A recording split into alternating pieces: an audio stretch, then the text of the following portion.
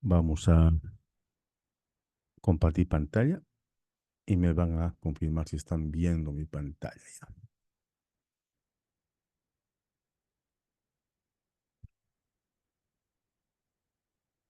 A ver, no tengo para compartir.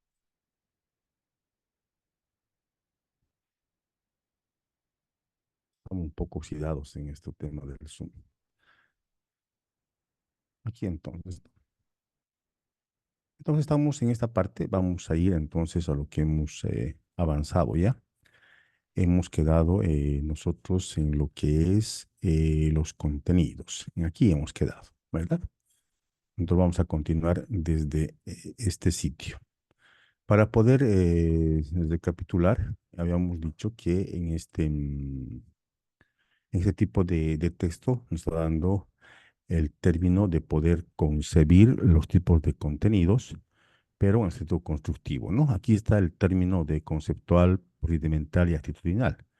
Claro que esto está enmarcado en otro sistema educativo, ¿no? Nosotros ya no tenemos esta parte, ¿no? Está enraizado en la formación integral holística en las cuatro dimensiones, aunque implícitamente llega a coincidir con algunas cosas que se ven a la ley de los 70, ¿verdad? Entonces vamos a continuar con todo esto, ¿ya? Eh, Hemos dicho que hay estos tres tipos de contenidos, por lo tanto ahora en el texto están haciendo si usted se ha dado cuenta, el texto es reflexivo, pues, ¿no?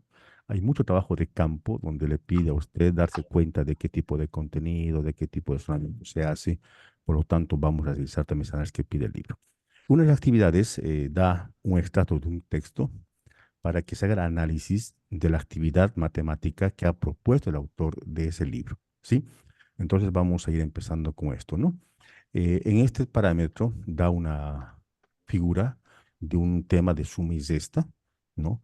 Y da a dar análisis de cómo nosotros podemos ver qué tipo de procedimientos, los adecuados, si son el problema, el lenguaje, si los argumentos están de forma articulada y sistemática, y para ver, al final de cuentas, como maestros, si al momento de escoger contenidos hacemos este análisis correspondiente o lo que hacemos solamente es confiar en el libro ciegamente y aceptarlo como verdad y darlo al estudiante, cosa que puede ser un error también en nuestra práctica docente, ¿no? Entonces, les repito, aquí pide que usted analice el texto, todos los procedimientos, lenguajes y el contenido adecuado para la edad, etcétera, para que pueda usted luego practicarlo ya con otros textos. Entonces, lo primero, da esta parte del texto, la primera parte del texto, que implica el tema de la figurita, donde va introduciendo el tema, ¿no? Entonces, aquí la pregunta es, ¿a qué Audífonos. juegan? ¿Cómo anotan los puntos Escúchate obtenidos en eso la y ya. competición? Apaguen micrófonos. Gracias. ¿Qué tipo de representaciones matemáticas usan? Entonces, lo primero es ver siempre la primera parte, ¿no? Ver por qué ha colocado la figura, qué están haciendo, por qué está puesta esta figura, por qué están jugando así, qué se presentan, qué símbolos usan, para ya adecuarlo tal vez netamente a la edad, al grado que queremos aplicar este contenido, ¿verdad? Luego, en la segunda fase, en la segunda parte del texto, hay esto, ¿no? Están las preguntas, las consignas, como usted quiera llamarlo, y ella va preguntando, ¿no? ¿Cuál es el equipo que ha obtenido mayor puntuación en total? ¿Cuántos puntos le faltan al equipo de los cometas para igualar al equipo de las tres estrellas? ¿Cuántos puntos le faltan al equipo de las águilas para tener 500 puntos? En la diana, ¿cuál es la diferencia de puntos obtenidos entre las bolas rojas y las bolas azules? Se trata aquí siempre de poder medir, ¿no? ¿Quién, cuánto falta, etcétera? Por lo tanto, está enmarcado en lo que suma y resta. Pero aquí la pregunta que hay que hacer nosotros, ¿qué preguntas debe resolver el estudiante que hizo el texto? ¿Está adecuado con la consigna que está dando, con la figura que empezó al principio? ¿A qué situación se refiere? Si es juego, si es del contexto. ¿Qué conceptos matemáticos, lo más importante, ¿no? Si yo, una de las fallas de la educación virtual ha sido esa, pues, ¿no? Que por la presión social, por el tema de que nos exigían que hagamos algo en virtual, lo que hemos hecho es mandar muchos PDFs, muchas actividades, y muchos de esos no han sido contemplados en este análisis. Por lo tanto, el estudiante se ha ido aburriendo, los padres han visto que es muy difícil y han dicho que prefieren siempre la educación presencial. Es tal vez por esta razón, ¿no? Entonces, siempre hay que preguntarnos si la tarea que estoy dando, si el contenido que estoy escogiendo, está adecuado al concepto que ellos han adquirido o que he logrado explicar y han comprendido ellos. Los procedimientos que pide ellos lo saben realizar o les falta, por lo tanto me va a dar la vista buena o mala para poder aplicar este texto, ¿no? El alumno entonces posiblemente necesite una actividad de exploración. Debes recordar sus conocimientos previos, debes ser capaz de aplicar el algoritmo de la suma y resta.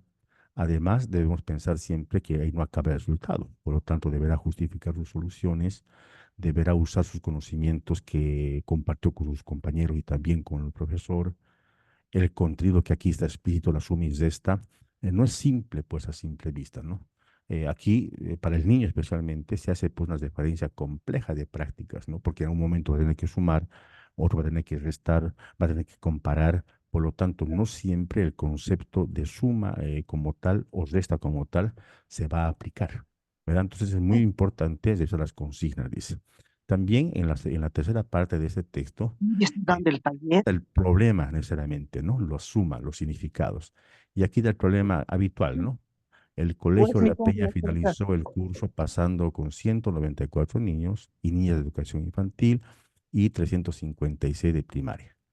A comienzo del curso se han matriculado 87 nuevos alumnos y alumnas. ¿Cuántos hay en total? Entonces aquí también nueva está la suma, ¿no?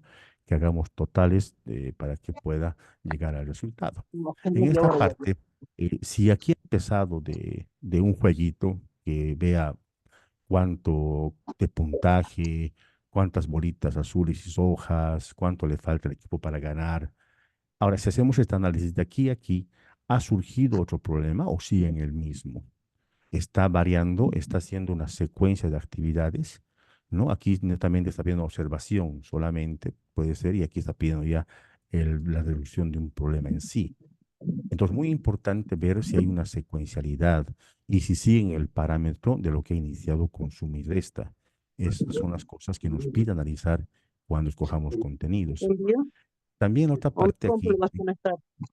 el Porque autor sí está dice, vinculado. usa el problema para explicar el significado de la suma y la operación de sumar números naturales.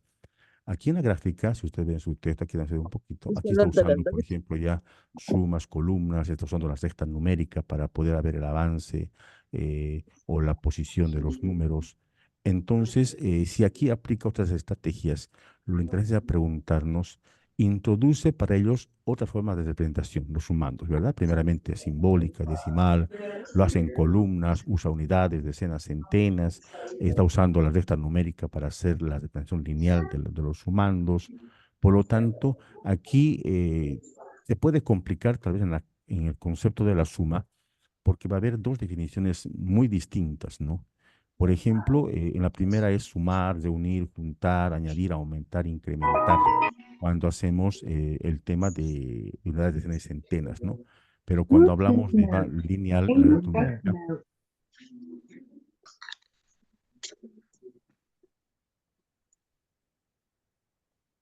en la recta numérica va a ser el resultado de sumar números solamente, ¿no? Cuánto está avanzando, luego salta, el famoso ejemplo, ¿no? De la ranita que salta en la recta numérica.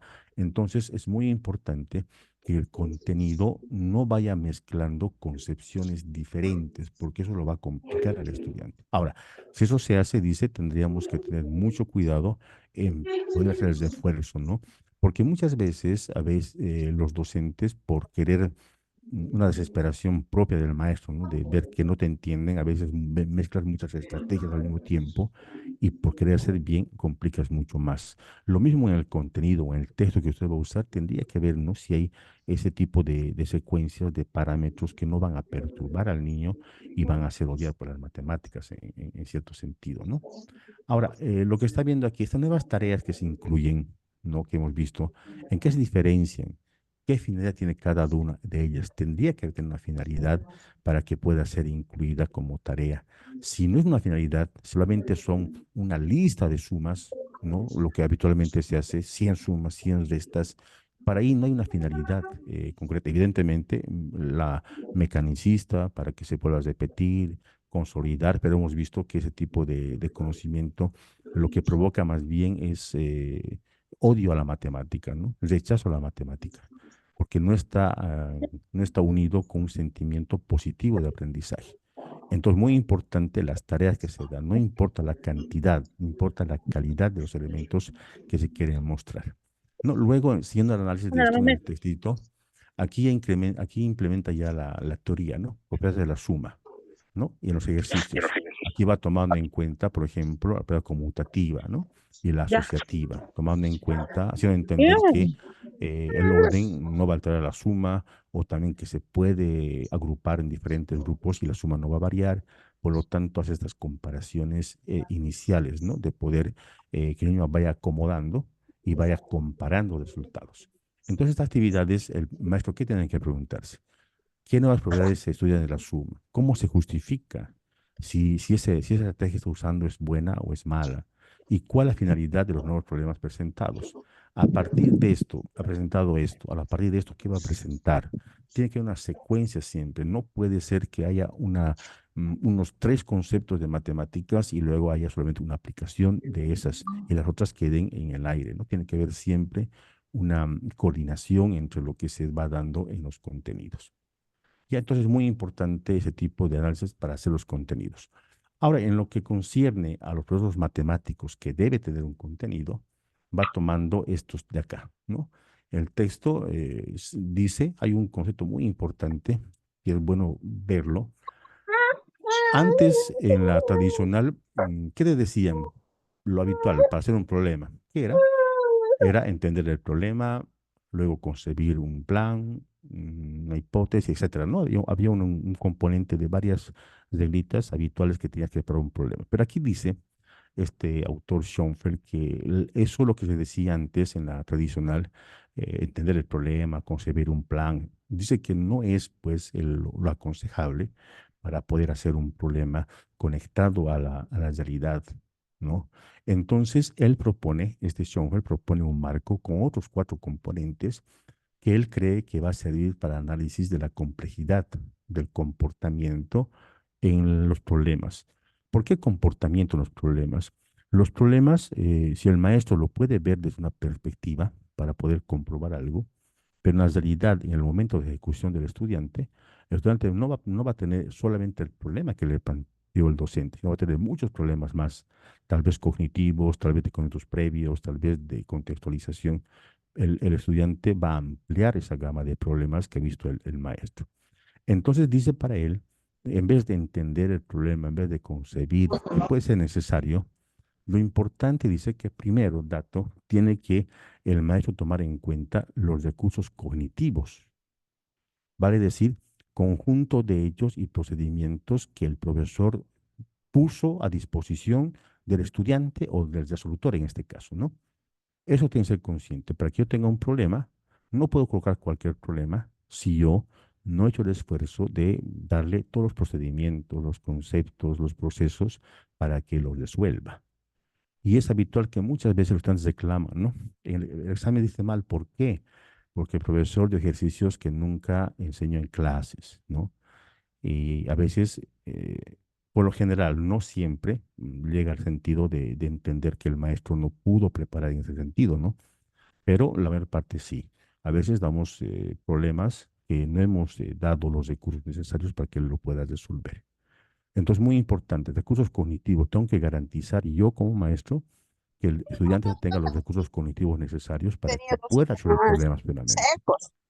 Luego, en el Voy a hacer segundo pedido punto, ya. Apague el micrófono, maestra. colegas, hay que tener mucho cuidado con los micrófonos, ¿no? Evidentemente, hay personas que están en otra situación y otras personas que sí están atendiendo. Bueno, sería tener respeto para la atención de las personas, ¿no? Seguimos. El 2 dice las heurísticas, reglas para progresar en situaciones difíciles, ¿no? Y tiene que haber siempre como un comodín para el estudiante que le ayude pues a progresar en ese tipo de problemáticas. Antes la intención del maestro de matemáticas, y era parte tal vez de su personalidad, era el más temido en matemáticas, ¿no? El que todos tenían miedo, el que más respeto inspiraba por el tema del examen, había mucha presión, pero ese sistema tiene que cambiar, ¿no? A veces el maestro daba evaluación para que se aplacen, ¿no?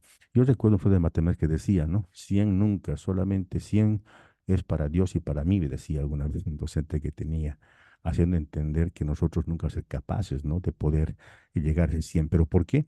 Porque él no daba todas las estrategias, todas las claves, todos los tips para poder resolver un problema.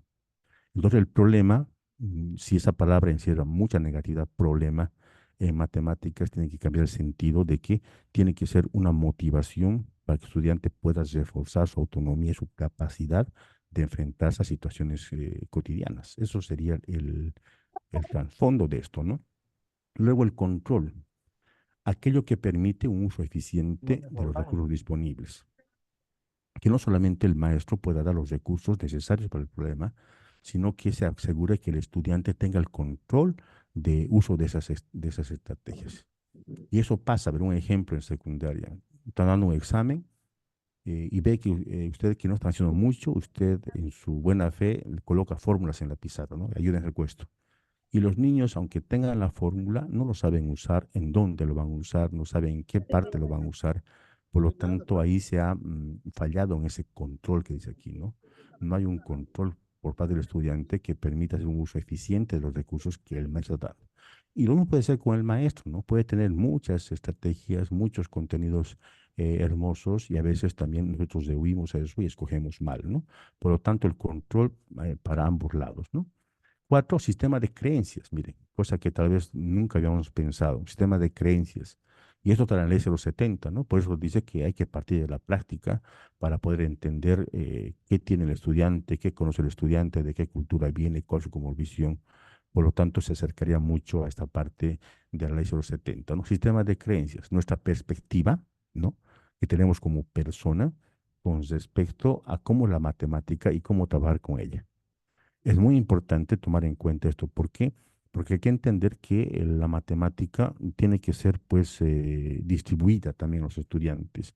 No puede quedarse con solamente nuestra perspectiva. No puedo decir que matemática se tiene que hacer problemas y llegar al resultado exacto y nada más. Matemáticas 2 más 2 es mi perspectiva, ¿no? Entonces va a depender mucho de que yo abra mi mente y con todo lo que hemos visto, qué tipo de razonamiento hay, qué tipo de contenidos existe, cómo debo yo entender que la matemática sea para que sirva a la vida, va a depender mucho de la perspectiva también del maestro para que pueda concebir que el problema o la resolución de problemas tiene que dejar de ser ya un método coercitivo, sino tiene que ser un método para poder reforzar capacidades y habilidades en el estudiante. ¿Ya? Entonces, entre estos parámetros que toma en cuenta en los procesos matemáticos, dice que va a seguir este proceso, ¿no? Estos 6 procesos. En el primero está la resolución de problemas, ¿no? Básicamente, matemáticas siempre se va a basar en el tema de resolver problemas. Entonces, en este parámetro de resolver problemas, ¿cuál va a ser la diferencia o el cambio de actitud del maestro? Que no solamente va a servir para llegar a un resultado, también tiene que servir para que el estudiante pueda explorar posibles soluciones, que no solamente se vaya a la estructura que le ha dado usted como procedimiento, paso 1, paso 2, paso 3, que sea un problema que le ayude a poder también utilizar otros conocimientos que él tiene. También tiene que incluir en problemas que tenga la capacidad de poder modelizar la realidad. En el currículo, en el área de matemáticas, esta palabra de modelización también existe, pero también se puede entender como la matematización de la realidad, ¿no? Hacer modelos matemáticos que pueden explicar fenómenos de la realidad. Y también que le ayuda a hacer estrategias y aplicación de técnicas. Hay a veces problemas que damos a los estudiantes que solamente se dedican a encontrar el resultado exacto, ¿no? No le da libertad para poder buscar explicaciones, estrategias propias, inclusive para poder llegar al resultado.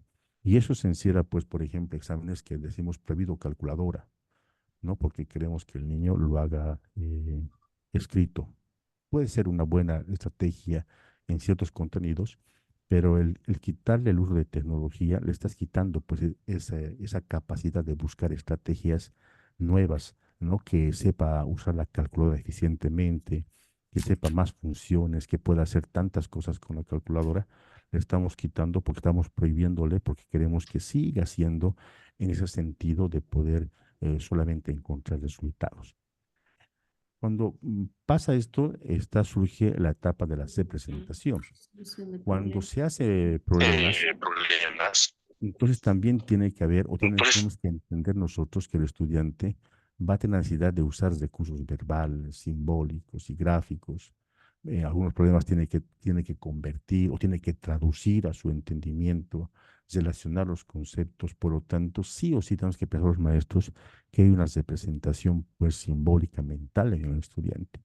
Si hacemos problemas que no significan nada para él, que no está contextualizado, le vamos a quitar, ¿no? Este poder de usar su mente para poder hacer esta simbolización. Luego de esto tiene que haber una comunicación, ¿no? La comunicación en esto pues, se refiere que sí o sí las actividades tienen que estar siempre, o por lo general siempre, la mayor parte, en el sentido de hacerlo pues de forma grupal. Tiene que haber siempre un diálogo y discusión con los compañeros y el profesor, porque tenemos que entender que es constructivo, que es constructivista el modelo que estamos llevando, no es individualista, no es conductista, ¿no? Y eso en matemáticas realmente y en deportes, cuando se hace muy individual conductista, hay pues la competencia, hay inclusive el tema de los valores, ¿no? La desesperación de estudiantes que quieran aprobar o que quieran seguir siendo mejores estudiantes, hacen trampa, se despierta los antivalores, ya no hay solidaridad, etcétera. Por lo tanto, como hemos visto hace un momento, la parte de actitudes también toma en cuenta el proceso de matemáticas y tenemos nosotros que empezar con eso, ¿no? De hacer muchas más actividades grupales donde haya diálogo, discusión y también aprendizaje, pues, entre ellos. Luego está la justificación, ¿no? Del proceso matemático. El estudiante, si crea un buen proceso matemático, no tiene que acabar solamente en el resultado, ¿no? Después de eso sigue otro proceso importante que sería tal vez al niño poder impulsar a que explique, a que justifique por qué llegó a ese resultado. Entonces, aparte de poder asesoramiento matemático, se va a fortalecer la capacidad crítica reflexiva de argumentar, ¿no? Y conocer, representar qué tipo de inducciones uso o deducciones uso para encontrar resultado en ese problema. Luego, avanzando con esto, se va a la conexión, ¿no? Si este buen proceso, le llega a la conexión. ¿Conexión con qué? Con lo que hemos hablado, ¿no? Vamos a establecer relaciones entre todo lo que existe en la comunidad, pues, la realidad. Vamos a relacionar objetos matemáticos, procesos matemáticos con conceptos, con conceptos previos. Por lo tanto, va a haber un aprendizaje mucho más positivo y significativo para el estudiante. Luego, finalmente, está la institucionalización. Cuando hay este tipo de proceso, la parte final y efectiva de todo esto, el producto, se puede llamar así, es esta parte de instituir el proceso, el resultado que se ha obtenido. Entonces, cuando ya está comprobado, cuando ya se ha visto que el estudiante ha trabajado, ha buscado estrategias, ha hecho representaciones simbólicas, ha debatido con los compañeros, ha conectado sus conocimientos previos con los que tenía, con los del aula, entonces recién ahí está el proceso de aprendizaje, no como hemos pensado antes, que el resolver un problema era la parte final para saber si el estudiante ha aprendido o no, sino aquí tomando como un inicio para que Inicio luego para que recién luego el recién el proceso proceso. haya una fijación de reglas y convenios en el grupo de alumnos de acuerdo con el profesor, ¿no? Fijar qué han aprendido, cómo han aprendido, que es el tema de valoración en nuestra planificación, ¿no? El tema de poder reforzar las fórmulas, si ellos han inducido, ahí se puede retroalimentar ya con la parte deductiva, ¿no? Con fórmulas, con reglas establecidas, cosa que la construcción siempre parta del trabajo del estudiante, de su conexión con el contexto, con la parte comunicativa con sus compañeros, con el maestro, que haga su conexión con el mundo, no solamente sea un papel, y luego con eso se va a hacer una fijación de reglas, que ese va a ser el proceso matemático que es válido en este tipo de sistema.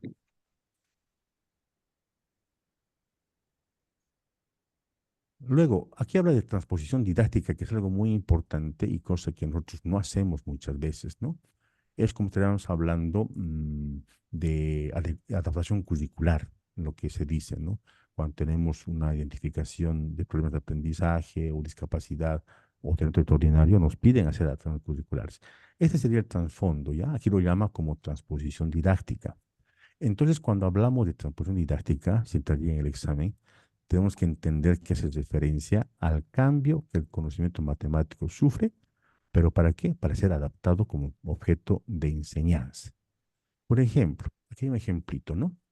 En matemáticas se define la suma de dos números naturales A y B como el cardinal de la unión de dos conjuntos disjuntos que tiene como cardinales A y B respectivamente. Este es el concepto oficial, ¿no?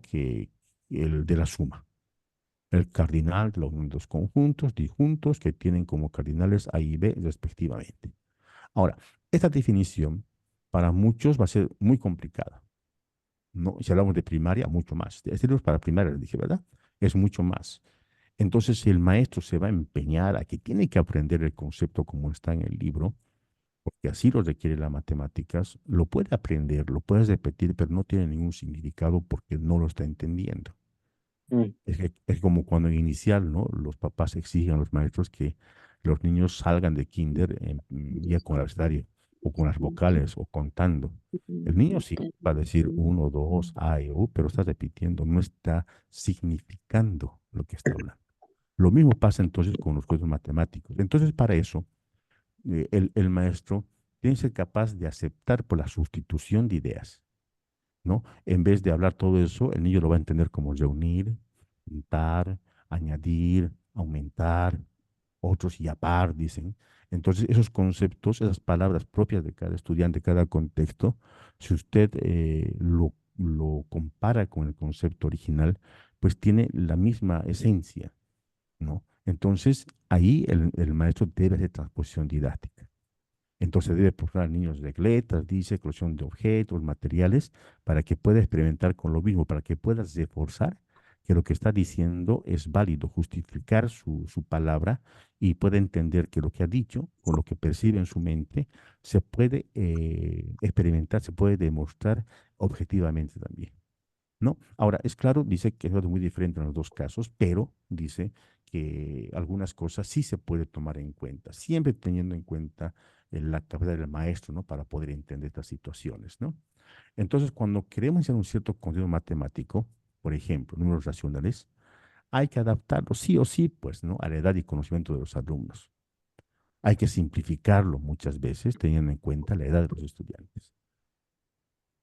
Hay que buscar ejemplos asequibles, dice, ¿no? O sea, que sean fáciles para los estudiantes, ¿no? Al restringir algunas propiedades, no enseñar si son 10 propiedades, tal vez dos empezar.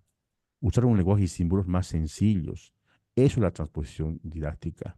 Poder hacer que no sea muy complicado para ellos en el sistema estricto, ¿no? De ser matemáticas, digamos, ¿no? Usar reglas, símbolos, etcétera, sino que hay que adaptarlo porque tenemos que entender que todo es un proceso, pues no podemos nosotros darlo más porque ya, ustedes son terceros de secundaria, entonces eso hay que avanzar, ¿no? Hay que siempre hacer una evaluación diagnóstica, una evaluación inicial para poder hacer esta transposición didáctica o lo que llamamos nosotros una adaptación curricular o una selección de contenidos, etcétera, ¿no? Que va a ser muy importante para que se pueda entender o llegar a ese término que hemos dicho, ¿no? Que la matemática tiene que dejar ya de ser un monstruo para los estudiantes, sino que debe entender que se puede hacer adaptaciones de parte del profesor, porque el fin último hemos dicho que es poner al servicio de la comunidad la matemática, ¿no? Y no la matemática solamente una hoja de papel y obtener resultados. Y acaba el capítulo uno, ¿ya? Luego entramos al capítulo 2, que es enseñanza y aprendizaje de las matemáticas. Si usted está siguiendo el texto, esto prácticamente es un currículo, pues, ¿no? Del ministerio de otro país. Por lo tanto, no vamos a hablar de cómo están los contenidos estructurados ahí, porque vamos a confundir, ¿no? Nosotros tenemos que basarnos nomás en los contenidos que están dispuestos en nuestro currículo base, y eso que está en el texto lo vamos a obviar porque habla de ciertas clasificaciones que no tienen nada que ver con la parte nuestra del modelo. Entonces, en el capítulo 2 dice enseñanza y aprendizaje de las matemáticas, ¿ya? Vamos con la primera parte. Dice competencia y comprensión matemática. Aquí es una diferenciación, pero también al final dice que los dos son importantes. La competencia es una palabra que ya no se acepta en el modelo educativo sociocomunitario, ¿no? Pero aquí lo está tomando en cuenta como concepto para poder entender ¿cómo se puede llegar a una comprensión matemática? Lo primero dice que la competencia atiende Denuncia al falsa o componente temeraria. práctico, mientras que la comprensión al componente teórico del conocimiento. ¿Ya? Diferencia fundamental. La competencia atiende al componente práctico, si puede hacer algo, ¿verdad? Mientras que la comprensión al componente teórico del conocimiento, si memorizó algo en esa parte, ¿sí? Entonces, la competencia pone en juego conocimientos de tipo procedimental, en el tema de la competencia, y también la comprensión requiere conocimiento conceptual, que sería la parte teórica del conocimiento. Entonces, esos dos parámetros dice que tienen que actuar de ida y de vuelta, no podemos separarlos, ¿ya? Y lo mismo pasa en la ley de los 70, pues, ¿no? El saber y el hacer y las dos dimensiones están unidas, están complementadas.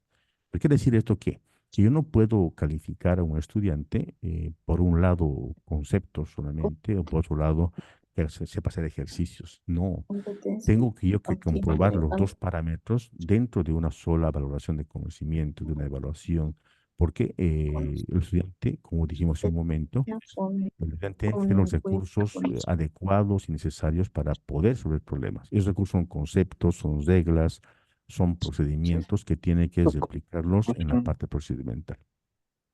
Sí, entonces muy importante. Dice que esto va de ida y vuelta. Entonces, la competencia y la comprensión se tienen que complementar mutuamente. Y lo mismo de la ley de los 70, pues no podemos nosotros separar, ¿no? La práctica de la teoría de la valoración del decidir. Y lo mismo aquí, ¿no? Se tiene que conservar la esencia de que la teoría tiene que servirle para poder hacer algo procedimental y lo procedimental tiene que reforzar la adquisición también de teoría para futuros problemas.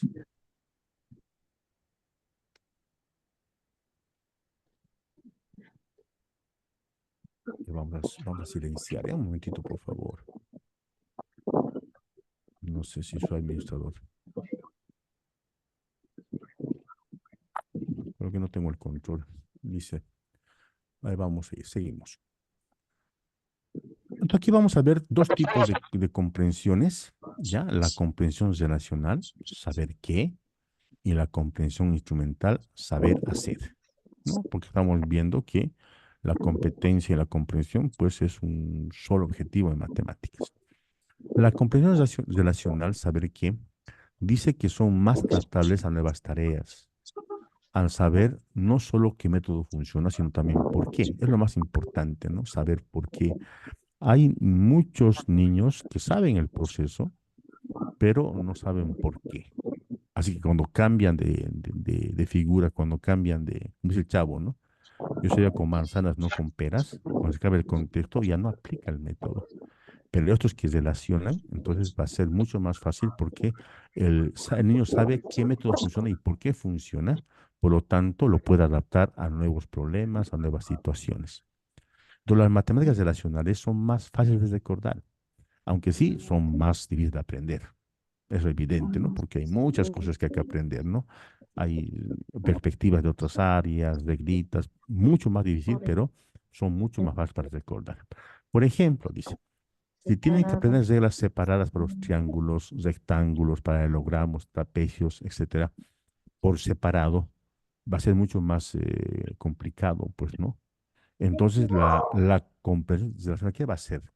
Va a poder unir, contextualizar el conocimiento a solamente al rectángulo, por ejemplo, ¿no? Lo que decíamos hace un momento, ¿no? Si yo solamente sé la forma del rectángulo, puedo obtener varias fórmulas, ¿no? Puedo obtener el triángulo, de un rombo, solamente cambiándole sus connotaciones. El rectángulo, base por altura, lo doblo entre dos, es un triángulo, la mitad, entonces base por altura dividido entre dos, lo vuelco, se vuelve un rombo. Entonces, esa es la relación que hace este tipo de comprensión. He comprendido que a partir de figuras geométricas se pueden obtener otras y pueden tener las siguientes características. Entonces, relación, ¿ya? Esa es la comprensión relacional, saber qué, en qué funciona, por qué funciona mi método, el proceso, por lo tanto, va a ser mucho más fácil aplicarlo en otra situación. Aquí dice, al preguntarse si un tipo de comprensión es preferible a otro, ya sea la relacional o la que vamos a ver instrumental, dice que Scheme, este pedagogo que está dentro del libro, dice que siempre va a estar a favor de la comprensión relacional. O sea, lo más ideal es siempre apuntar que el niño comprenda en forma relacional. Vale decir, que tenga que relacionar todo lo que ha aprendido y pueda aplicarlo sabiendo en dónde puede aplicarlo. Mientras que el instrumental, que vamos a ver en un momento, implica también la aplicación de reglas, fórmulas, todo, pero no puede relacionarlo con otro problema que no haya sido donde ha aprendido eso. Por tanto, puede fallar. Cuando otra tarea no puede pedir, no puede complementar con seguro lo que ha aprendido. Por lo tanto, hay un patrón estándar instrumental, ¿no? Si cambia algo, ya se perdió todo. Entonces, en la comprensión instrumental está el saber hacer. Sabe hacer, pero no sabe por qué utiliza fórmula, no sabe por qué se hace ese proceso, no sabe por qué ha hecho eso, pero sabe hacer el ejercicio. Pero no hay una conciencia en la parte relacional, ¿no? Así que cuando se cambia los datos del problema, ya se perdió el estudiante. Entonces, son usualmente más fáciles de aprender porque lo aprende de memoria, paso uno, paso dos, paso tres, paso cuatro. Esta fórmula para esto, esta regla para esto, lo tiene muy bien estructurado, ¿verdad? Pero dice que es difícil de entender, por ejemplo, la multiplicación de dos números negativos, ¿no? Para ellos, menos por menos es más. Eso sí lo recuerdan con facilidad. Pero si les preguntan por qué, o si usted le coloca un menos, un paréntesis y la letra, ya ahí va a tener dudas ya de cómo este dos menos se va a hacer de más o ese dos menos con un menos más se van a hacer más. Ahí entonces va a tener mucha dificultad el estudiante. Por lo tanto, este tipo de comprensión es el que más se usa, ¿no? Si usted va a su clase y le pregunta menos por menos, le va a decir más. Pero si usted coloca un ejemplo con paréntesis y todo, ahí se va a complicar porque no está relacionado el patrón que él ha aprendido esa regla. Entonces, debido a que se requieren menos conocimientos, porque aquí me piden aprender menos por menos más solamente, no me piden más aprender por qué reglas le sigan a esto, por qué números negativos, por qué números positivos, etcétera, va a ser mucho más fácil, pero va a tener menos conocimiento. Por lo tanto, solamente le permite proporcionar una respuesta correcta de forma más rápida y fiable. No justifica su respuesta. Entonces, al poder dar la respuesta correcta rápidamente, el alumno puede obtener un sentimiento de éxito, que a veces es lo que queremos el maestro también, ¿no? A veces estamos tan desanimados con que nadie entiende, que estamos mal en matemáticas, que a veces lo simplificamos mucho, mucho, y a veces damos que aprenda solamente esta reglita y nos descuidamos mucho también de la parte de los procesos que debe conocer el estudiante. Lo que estamos haciendo con esto es que solamente estamos maquillando, ¿no? El tema de comprensión de matemáticas. Porque si esto se cambia a otra situación, no va a poder hacerlo. Y lo que va a hacer el estudiante, ¿qué va a decir? Yo no sabía con esto, yo sabía con esto. Como el chavo decía, repito siempre, ¿no? Yo sabía con manzanas, no con peras. Mientras que este, que comprende formas de racional, este va a saber en cualquiera, ya sea manzanas o con peras, va a saber aplicar el método porque él entiende por qué lo está aplicando. Entonces, dos tipos de comprensión que van a ser muy importantes para tomarlos en cuenta. Entonces dice que aquí, aunque corto plazo y un control limitado, las matemáticas pueden ser justificadas, pueden servir en cierto sentido, pero dice, no va a estar a largo plazo. ¿No? Eso tenemos que aceptarlo, no va a estar a largo plazo. No podemos instituir este tipo de comprensión hasta que se haga bachiller, porque estamos evitando que haya un conocimiento verdadero. Por lo tanto, estamos afectando al proceso educativo del niño, pues, ¿no? Porque está aprendiendo para el momento solamente, para poder salvar una situación solamente, y no estamos enseñándole en lo que decía al principio, ¿no? En que la matemática sea un medio aplicativo para poder arreglar problemas dentro de la comunidad, dentro de su sociedad. A los objetos de comprensión y competencia, ¿no? Aquí hay dos parámetros que hay que preguntarnos, dice, ¿no? ¿Qué comprender? ¿Qué quiero que el niño comprenda? ¿Cuáles son los conocimientos matemáticos que queremos que nuestros alumnos lleguen a dominar? ¿No? Bueno, por otra parte, ¿cómo lograr la comprensión y la competencia por parte de nuestros estudiantes? En esta primera parte de las preguntas que queremos realizar para poder saber qué objetos o qué objetivos debo tener, dice que en la primera parte, la respuesta a esta pregunta está pues en el eje descriptivo, que indicará aspectos o componentes de qué quiero que aprenda. Y aquí es muy importante distinguir, dice, la buena comprensión y la buena competencia matemática, tenemos que entender lo que sí o sí también va a necesitar buenas matemáticas. Vale decir, si usted, maestro, quiere una buena comprensión, quiere que sus estudiantes lleguen a adquirir habilidades, destrezas, también es parte de su trabajo escoger o enseñar buenas matemáticas. Entonces, no viene solamente el éxito de parte del estudiante, ¿no? Hay un libro que es Evaluar con el corazón y hay una verdad que dice que solamente se evalúa al estudiante, ¿no? Si falla el estudiante, ahí está la parte explicativa de la institución, decir, no, es flojo, es distraído, no atiende, no viene a clases, siempre está allá atrás hablando.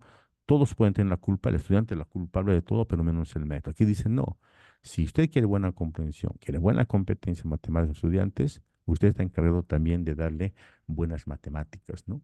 En la parte de cómo lograr la comprensión y competencia de los estudiantes, aquí está en la parte procesual, ¿no?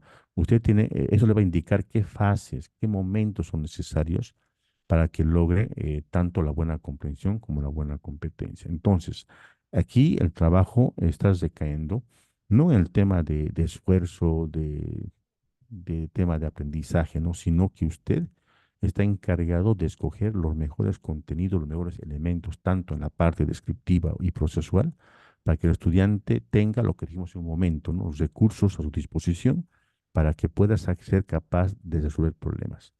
Tiene que acabarse, dice el pensamiento, de que el maestro quiere realmente buenos resultados, pero tampoco le da los recursos, los procesos necesarios y ni la motivación necesaria para que se pueda lograr esta comprensión y esta buena competencia que llama el texto. Aprender, enseñar matemáticas, otro subtítulo del capítulo 2.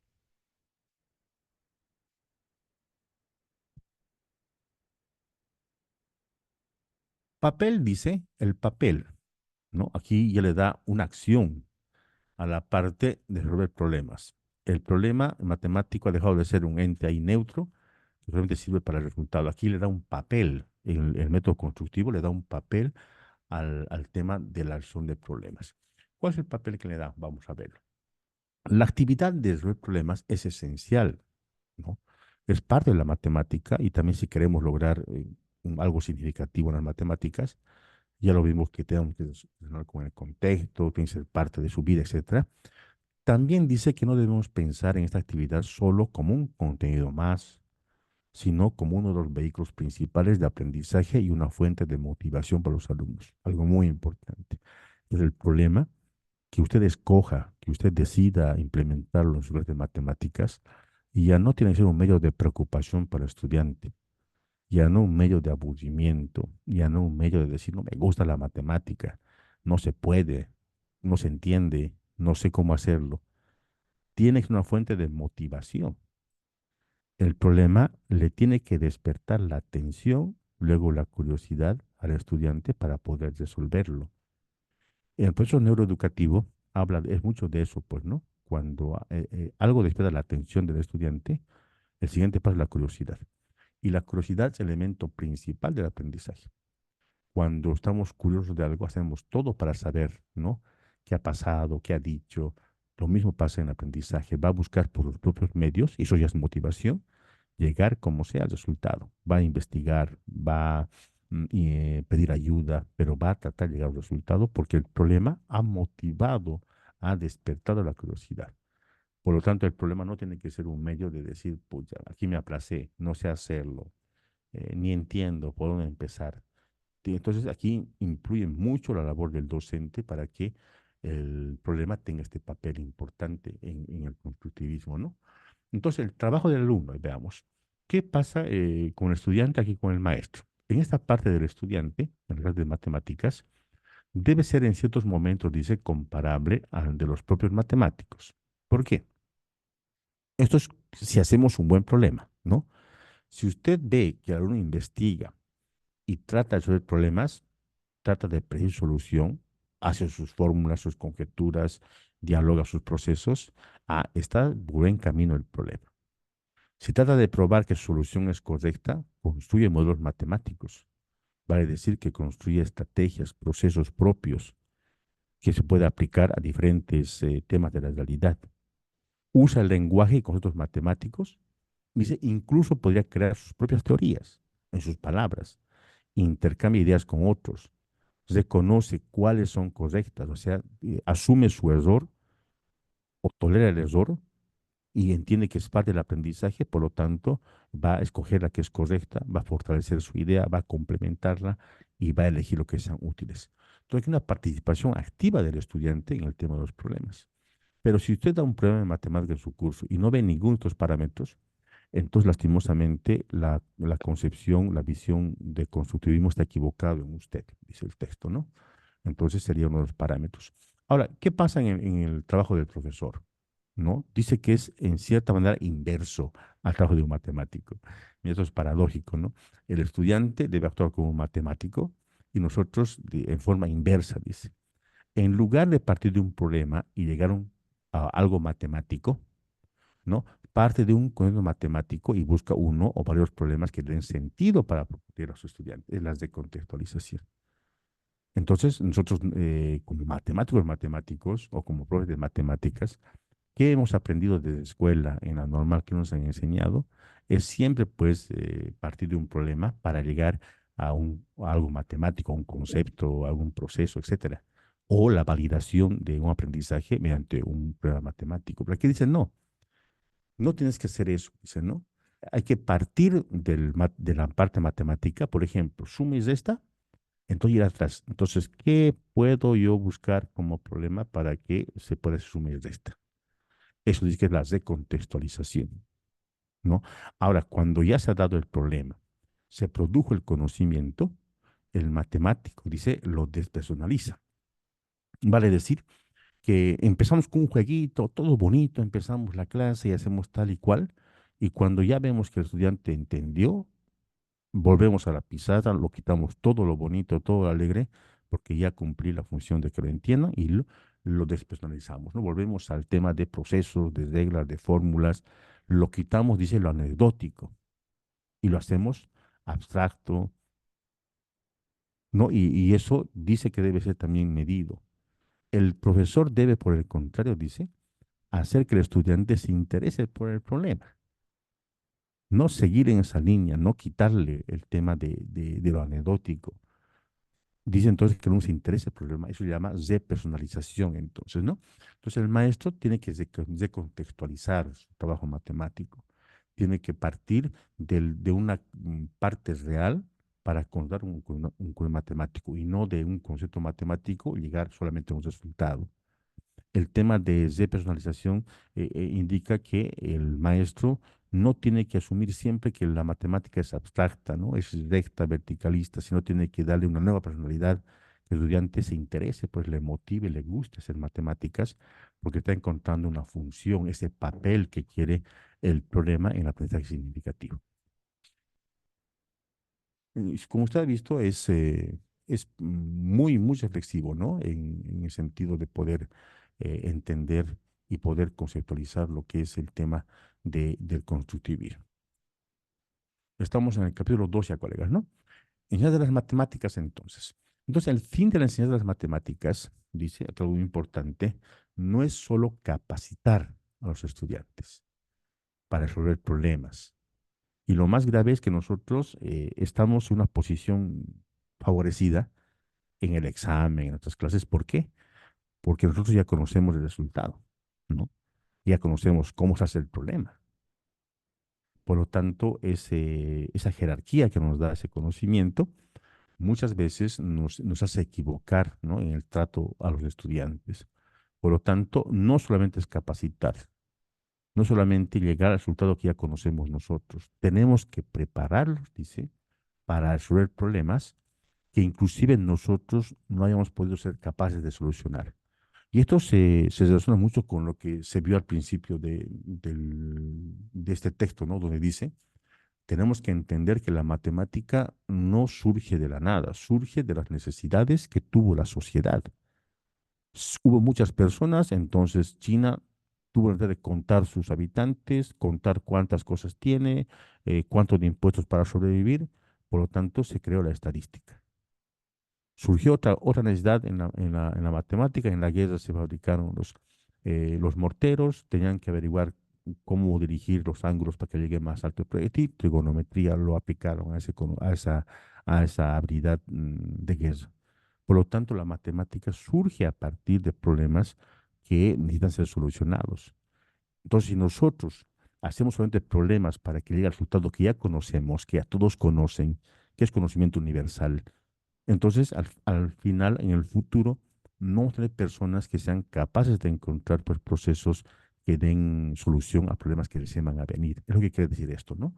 Entonces, no solamente hay que capacitarlos para resolver problemas conocidos, sino que hay que prepararlos, dar herramientas para resolver posibles conflictos, posibles problemas que haya en el futuro y la matemática nuevamente sea o esté al servicio de la sociedad, ¿no? Entonces, aquí es importante, solución de problemas, sí, pero también conocimientos previos con lo que sabe para poder arreglar otros problemas que tal vez no están estipulados ni en los textos. Ahora, en estudio dirigido a las matemáticas, ¿no? Aquí el maestro va a dirigir seguramente, va a direccionar a dónde quiere que vaya su contenido o su enseñanza. Entonces, aquí habla mucho de Piaget, ¿no? Que Piaget habla mucho, pues, de la adaptación a un medio, ¿no? Piaget tiene, si usted ha leído psicología, Piaget tiene, si bien está en el lado de construcción, porque también toma parte de la sociedad, pero él parte de la individualidad primeramente, ¿no? Por eso está sus estadios, pues él piensa que el desarrollo de un niño, de una persona, va a depender de lo que tiene adentro, ¿no? Y recién va a depender luego de la sociedad, mientras que Vygotsky al revés, ¿no? Él netamente dice que va a depender de la parte social, cultural, cuánto se desarrolla un niño. Pero en este caso dice, aunque Piaget dice que el niño se puede adaptar a cualquier medio, aquí hay que tener en cuenta, o hay que un poco diferir en matemáticas, dice, porque también es preciso tomar en cuenta el papel de la interacción entre los propios alumnos y la del profesor. Vale decir que está dando más aquí fuerza a la teoría de Vygotsky, ¿no? Que el medio, la cultura, va a tener mucho más peso en la cuestión de desarrollo. Entonces, si entendemos esto, dice que el maestro va a haber un cambio, va a reorientar su forma de enseñar, porque va a entender que el contenido matemático tiene un componente primeramente discursivo, que está basado en reglas y argumentos.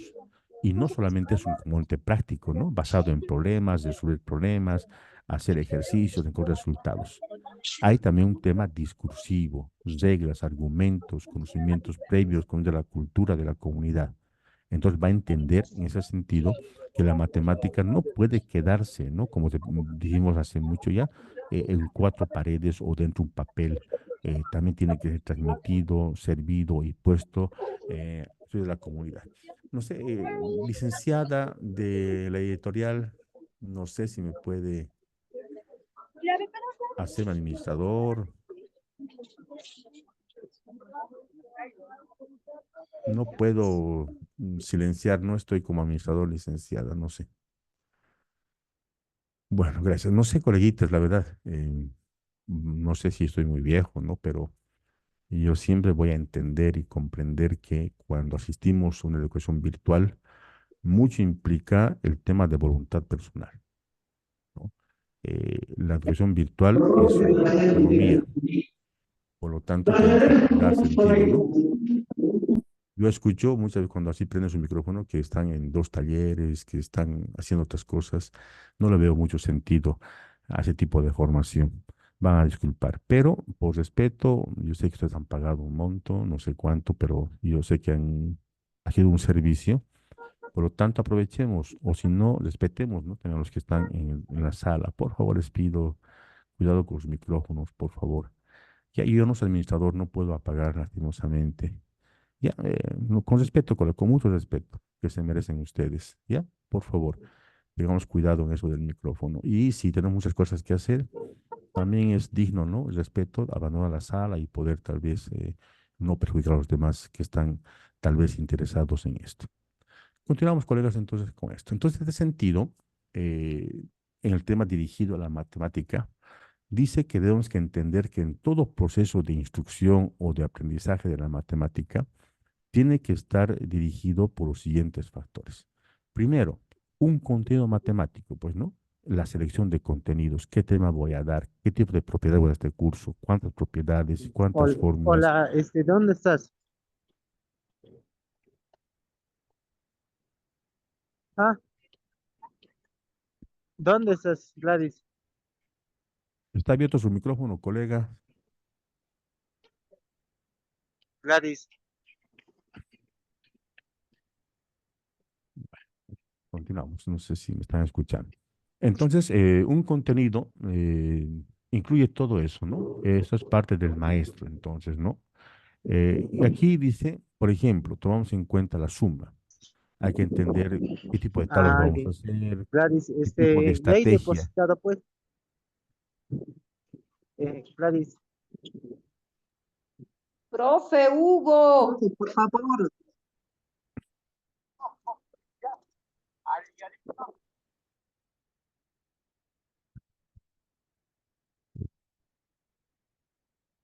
La famosa Gladys responda, y creo que ya no. Bueno, dice que si cogemos un contenido cualquiera de eso, vamos a tener que no solamente seguir a ciegas, ¿no? El método que sigue ese contenido, por ejemplo. Hay que ver qué tipo de método, si colocamos los sumandos unos debajo de otros, si hacemos forma lineal. Por lo tanto, va a depender mucho del contexto, del tipo de estudiantes, ¿no? Entonces hablamos de sistemas de prácticas matemáticas relativas a la suma, por ejemplo, pero no es solamente por ser suma, tal vez algo muy fácil para mi concepción, pero tengo que entender que eso lo tengo que transferir a estudiantes de primaria tal vez, o a niños que no están con todos los conocimientos adquiridos, por lo tanto tengo que seleccionar, tengo que conocer mi contexto para escoger un buen contenido. Entonces, ¿quién más va a intervenir? Los chicos de la clase, los estudiantes de la clase, sí o sí, ¿no? Son importantes. Ellos son sujetos que van a tratar de adquirir, ¿no? De apropiarse, de construir conocimiento. Los maestros, entonces, van a ser aquellos que van a dirigir y organizar el proceso de instrucción. Es claro, esa tarea, ¿no? También intervienen en esta parte los recursos didácticos o medios instruccionales, libros, fichas, programas de computación, materiales, ya sean manipulativos o de consulta, etcétera, ¿no? Entonces, todo esto, dice, si yo elijo la suma como contenido, entonces todo esto tiene que estar dirigido a una clase específica, ¿no? Si es para primaria, si es para secundaria, pero sí o sí intervienen todos estos. Ahora, parece muy básico esta concepción, ¿no? Pero no es tanto, colegas. A veces es, como les digo, es muy reflexivo este libro, más que técnico, más que hacer ejercicios, porque si se ha fijado, hay muy pocos ejercicios en estos tres capítulos. Aquí lo que trata de hacer es entender cuál es la concepción constructivista. Ahora, ¿por qué toma en cuenta esto? Es la realidad. Muchas veces nosotros, al hacer una planificación, a veces repetimos, ¿no? El año pasado le cambiamos la fecha, algunos tenemos planificación de hace 10 años, solamente la fecha. Eso es una práctica real que se da en nuestro país. Por lo tanto, al hacer eso, nosotros no estamos tomando en cuenta a todos los que están interviniendo en esta práctica educativa. Por ejemplo, al repetir una planificación del año pasado, no estamos tomando en cuenta a los estudiantes, por ejemplo, porque no sabemos si son con los mismos conocimientos que los otros. No sabemos si han llevado ellos ya la suma y mi planta multiplicación. Por lo tanto, estamos obviando ya a un interventor de un proceso matemático, ¿no? A veces, y eso ha pasado como anécdota en mi colegio, a veces en planificaciones de la pandemia han presentado, ¿no? Donde ahí seguían con la computadora y con la plataforma. Entonces están obviando también la actualización de qué tipo de recursos tienen en su colegio, qué tipo de elementos se ha incrementado en la parte de materiales manipulativos, se está obviando. Otros los contenidos, ¿no? Tenemos otros temario, como llamaba antes, de hace 10 años que no hemos cambiado, ¿no? Que sigue todo lo mismo, el mismo orden, el mismo texto y nada más, pero no estamos contemplando que nosotros debemos escoger contenidos, que debemos ver las necesidades de los estudiantes, diferenciar edades, cuántas propiedades, cuántas reglas. Por lo tanto, es reflexivo, no es que sea una base lógica, se debería hacer así, pero lastimosamente estamos obviando que intervengan muchos de los factores, por lo cual llama la atención nuestra parte del texto para poder reflexionar. Ahora, instrucción matemática significativa, ¿no? Yo quiero tener un aprendizaje significativo con los estudiantes. Entonces me dan estos procesos que son muy importantes tomarlos en cuenta también, porque dice que esta parte es tal vez la clave, pues, ¿no? Para poder interactuar socialmente. Es la parte importante para que mi contenido, mi enseñanza, vaya en sentido de cooperación, de comunicación, de que hay interacción entre estudiantes y también una interacción entre el problema y las situaciones de la realidad. Esta parte es la que va a decidir, ¿no? Qué tipo de enseñanza voy a tener, y esa es la famosa planificación, ¿no? Entonces, la instrucción matemática asignativa empieza de una planificación que debe tomar en cuenta los siguientes parámetros, dice. Al planificar la enseñanza, debemos partir del análisis del significado de dicho concepto, ¿no? Del tipo de qué significa enseñanza. Puesto que el tiempo de enseñanza es limitado, se procura seleccionar las prácticas más representativas. En otras palabras, es poder escoger, dependiendo del tiempo, el contexto, qué es lo más importante para poder enseñar. Como les decía esta mañana, una tarde, por ejemplo, en Estados Unidos ya no se lleva trigonometría, ya es un conocimiento obsoleto la trigonometría. ¿Por qué? Porque todo lo hace la computadora o todo lo hace una calculadora. Entonces, ya no, ellos ese tiempo lo emplean para hacer otras cosas. Y aquí dices esa idea, ¿no? Hay que empezar a analizar el significado del concepto, para qué sirve. Tomando el tiempo de enseñanza, hay que seleccionar las más adecuadas, las más representativas, las más útiles para el estudiante, ¿no? Y aquí he cortado este extracto del texto. Dice, por ejemplo, al enseñar a los niños la clasificación de cuadriláteros, tal vez será mejor mostrar algún ejemplo de cada tipo, diferente de cuadrilátero: rombos, cuadrados, trapecios, paralelogramas. ¿Para qué?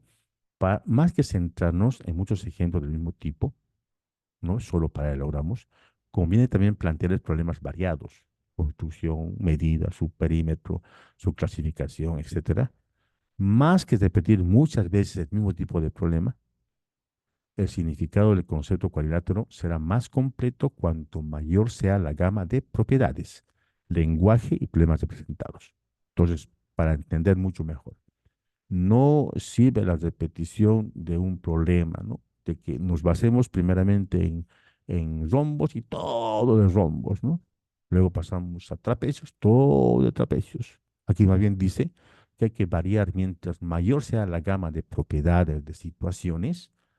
Ahí se va a hacer la relación, pues, de todos los conocimientos. Y tenemos la culpa nosotros los maestros también de que no haya esa comprensión relacional, ¿no? Porque separamos en contenidos, cuadraditos allá, círculos allá, todo separado. Tema número 2, tema número 3, más bien tal vez es la capacidad de juntarlos y, como son la misma esencia de buscar áreas, perímetros, etcétera, tal vez juntarlos, ¿no? Y esa mayor gama de propiedades, de lenguajes y problemas presentados, aquí dice el texto, va a ser de mucha más significación en la planificación y, por supuesto, en el tema de darles comprensión relacional, que no solamente sepan hacerlo con cuadraditos, que no solamente sepan hacerlo con rombitos, sino que ese conocimiento lo puedan magnificar, dimensionar, dirigir a otras áreas también de la matemática y no solamente a otras figuras geométricas. Entonces, la planificación va a ser mucho más importante, el tema de seleccionar prácticas más representativas, ¿no? Que sean mucho más significativas para el estudiante. Dos, es importante dar a los estudiantes la oportunidad de plantearse y de tratar de resolver problemas interesantes, ¿no? Eso aquí nuevamente el tema del papel del problema, ¿no? El problema tiene que ser interesante, tiene que despertar la atención del estudiante, no solamente deprimirlo, no ponerlo triste. ¿Para qué se da este tipo de problemas interesantes? Para que el estudiante formule hipótesis, conjeturas, traten de usar diferentes sistemas de representación, ya sea simbólica con el plano cartesiano, ya sea en otro sistema computacional, pero que los represente, ya sea mentalmente o en forma gráfica. Traten de comunicar y validar sus problemas, sus soluciones con su grupo, que confronten soluciones con los otros compañeros, que debatan: yo hice así, ¿por qué lo hiciste así? Está mal, está bien, y puedan adquirir conocimientos de todo el contexto. Traten de confrontar su solución con la solución que se considera correcta en matemáticas. Muchas veces, en matemáticas, el profesor de matemáticas siempre tuvo cuidado, pues, de no fallar, ¿no? Cuando explica por qué el que falla en matemáticas es, pues, pecado, ¿no? Se decía antes así, porque se quitaba respeto, ¿no? Como el profe más se equivocó, o era habitual escuchar, hasta el profe se equivoca, ¿no? Entonces era pues muy cuidar esta parte de acá, ¿no? Y muchas veces cuando nos hemos equivocado, para no reconocer el error que dijimos, en el libro está así, el libro dice así, y hemos hecho verdades únicas. Pero aquí dice no, hay que enseñar al estudiante a que sea seguro de lo que ha hecho, confronte su solución con lo que está en el texto, tal vez más realizado. Si usted ve el texto del ministerio, hay muchos errores que se han encontrado. Entonces, una buena forma de debatir, de entender que la matemática, como dijimos, no es solamente verdad de unos, no es exactos, puede ser aproximaciones, puede haber debates, otros métodos, otros procesos, y ahí está la esencia de la matemática, ¿no? De poder fortalecer habilidades, de poder contrastarla, de poder debatirlas. Tres, dice que debemos ser conscientes que al final del proceso de instrucción, el conocimiento construido por el estudiante será siempre parcial. ¿Ya? Entonces, muy importante eso. Usted no crea que porque el niño en su examen hizo logaritmo, sacó 45, ya acabó ahí, que es un conocimiento construido. Dice que hay que entender que siempre va a ser parcial. ¿De qué va a depender? Del contexto institucional, del material y del tiempo que ha aprendido, el lugar del proceso. Por lo tanto, siempre va a estar anexado a la parte contextual del estudiante. ¿Para qué? Porque lo que ha aprendido le sirva. Si está separado, va a ser pues ahí solamente, va a ser 45, ya va a morir el tema de logaritmos, ¿no? Entonces, por lo tanto, el maestro tiene que entender que eso tiene que ver una consecución, tiene que ver un seguimiento, una aplicación luego. Eso va a depender mucho de lo que está pasando en su alrededor, pues seguramente, ¿no? Vamos con una más. Situaciones didácticas de investigador francés Brousseau. Este es un parámetro que da para que se pueda hacer una parte significativa del aprendizaje. Y es un investigador importante, este Brousseau, en este texto.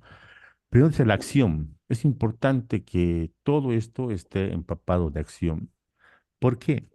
Porque el problema, los exámenes deben estar, dice, basados en problemas genuinos. Nuevamente aquí llama el interés de los estudiantes, que despierten el interés de resolverlos, que no lo vean como una obligación para una nota, sino que tengan la necesidad de resolverlo. Que el problema no debe acabar en un proceso resultado. El maestro debe dar la oportunidad de investigar. Si no pueden, no decirle te aplazaste, sino decirle a ver cómo pueden resolver y darle tiempo para que pueda investigar. A veces el examen, el problema, lo damos tiempo. No tienen 40 minutos para resolver este problema. Y pasa el 40 y les quitamos la hoja. No, hay que dar oportunidad para que ellos investiguen.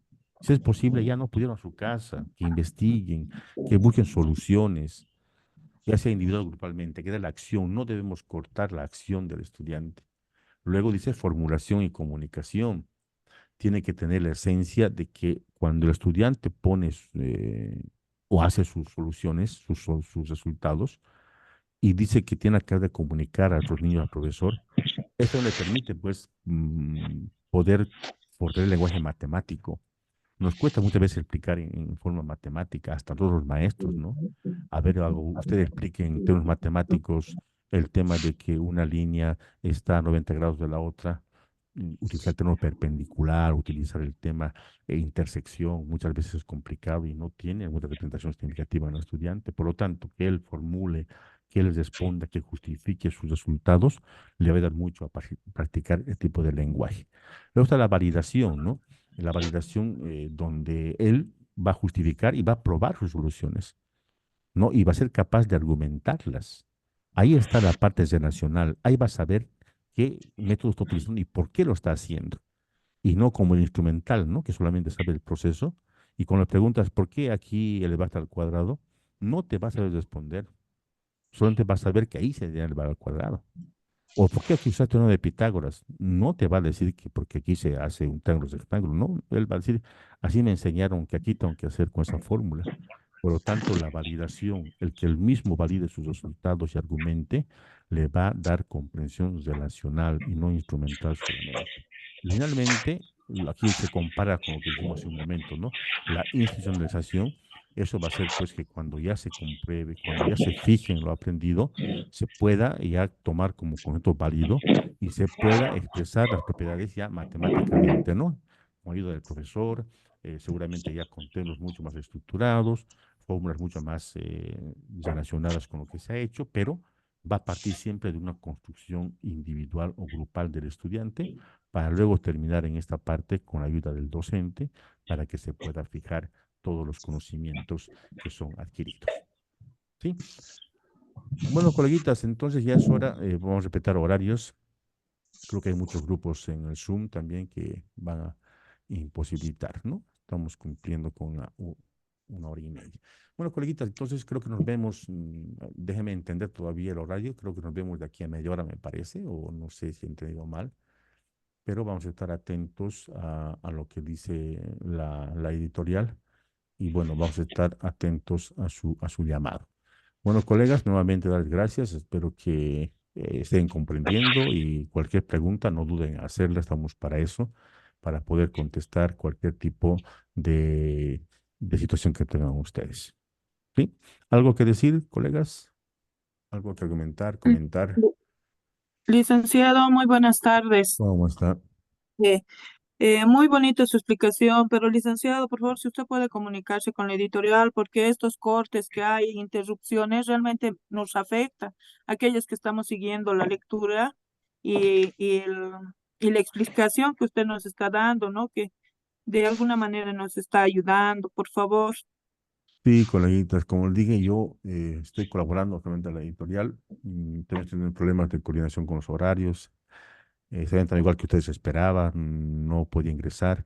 Yo creo que se va a ir arreglando. A pesar que no hay muchos días para esto, pero voy a tratar hoy día, tratar de entenderme con la licenciada, también los horarios, ¿ya? En todo caso, también entender que son pocos días y bueno, tiene que entender que va a ser todo rápido, ¿no? Y un poco de esfuerzo también por ustedes y por parte mía, ¿no? Para los que han entregado bien, recién, yo no estoy a cargo, no estoy administrando el grupo, por lo tanto no puedo silenciar el micrófono. Eso es también parte de la editorial, que también le voy a decir que por favor lo silencie a todos o me dé como administrador para que yo pueda también silenciarlos, ¿no?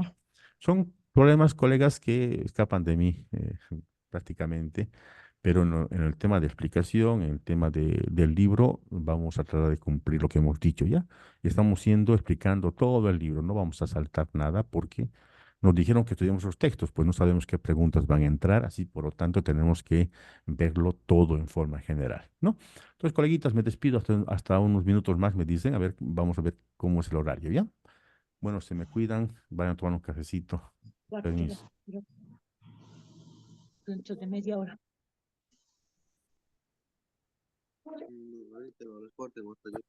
Y en ex, colega. Hasta las 5:30. Después,